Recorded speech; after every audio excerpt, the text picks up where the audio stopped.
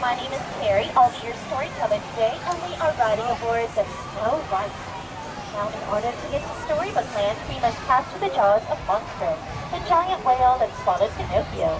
So please keep your hands and arms inside the boat and out of the tiny green water. It's not scary, Princess. You can float. Now, if you recall the story of Pinocchio, when he was swallowed by Monstro, he lived higher in his belly than a Monstro sneezed so hard that it blew his tail right off, giving us our own special entrance into Storybook Land. See, nothing to worry about.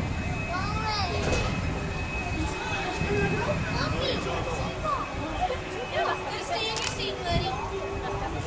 We begin with a classical tale of the three little pigs. On our left is the cave of the big bad wolf, and across the way are his potential breakfast, lunch, and dinner. There's Piper's house of straw, Fiddler's house of sticks, and Practical Pig's house of wolf-proof bricks.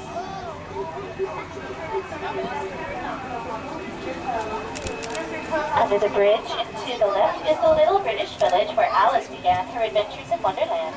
She lives in the bastard house in the corner, and on a golden afternoon she followed the white rabbit down the rabbit hole.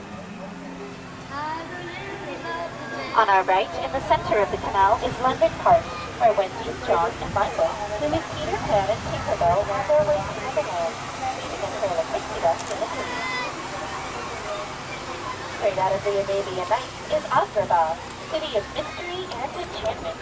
It was here where a street rat named Aladdin managed to stay one jump ahead of the palace guards, steal the heart of Princess Jasmine.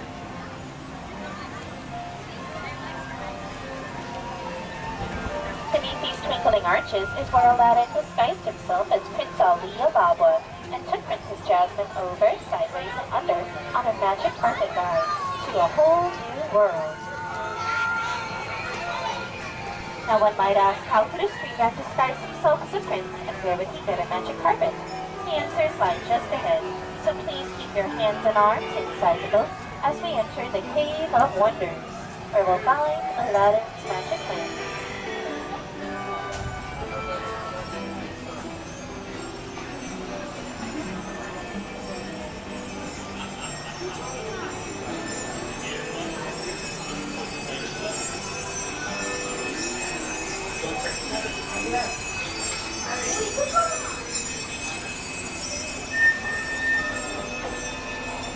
On our right is the cozy little cottage of the Seven Dwarves, where you can hear Snow White whistle while she works.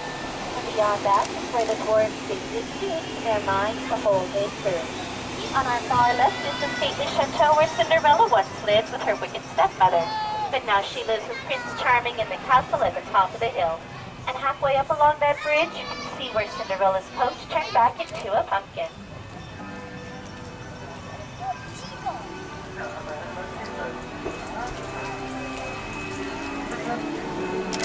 On our left is a giant patchwork quilt comprised completely of desert flowers. This quilt was inspired by the silly symphony, Lullaby Land. And in case you're wondering, all of the trees and plants in Storybook Land, from palm trees to pomegranates, are 100% real. They're kept small by a process of miniaturization known only to Tinkerbell and a select few Disneyland gardeners.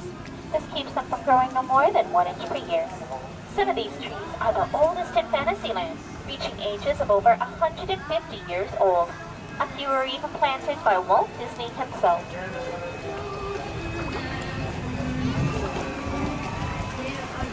Just around the bend is Toad Hall, ancestral home to J. Thaddeus Toad, Esquire.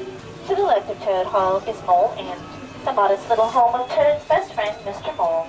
Now if you should hear a wind in the willows, it's probably Toad off on a wild ride, merrily on his way to nowhere in particular. On our left are 3 Dutch windmills. The one in the center is most famous for sheltering local animals during a terrible thunderstorm in the Academy Award-winning silly symphony, The Old Mill. Beneath the Matterhorn is the Alpine village home of Pinocchio. It was in that woodcarver shop where Geppetto wished upon a star and brought his little wooden puppet to life. Naked in the bay to our right is Prince Eric's ship. It was on that stretch of beach where Ariel took her first steps on land and became part of our world. Now, she lives with her husband Eric and daughter Melody in this beautiful castle by the sea. But when Ariel was a little mermaid, she lived under the sea. So if you look to your left beyond that waterfall, you might catch a glimpse of Ariel's underwater home in Atlantica, ruled by her father, King Triton. And now it's time for us to return to shore. So please keep your hands and arms inside the boat and watch your fingers and elbows as we approach the dock. I hope you all enjoyed our tour of Storybook Land and will have a wonderful day here at Disneyland. Please remain seated until the boat comes to a complete stop along the dock. Then I'm going to count to 3 and we're all going to stand together for balance.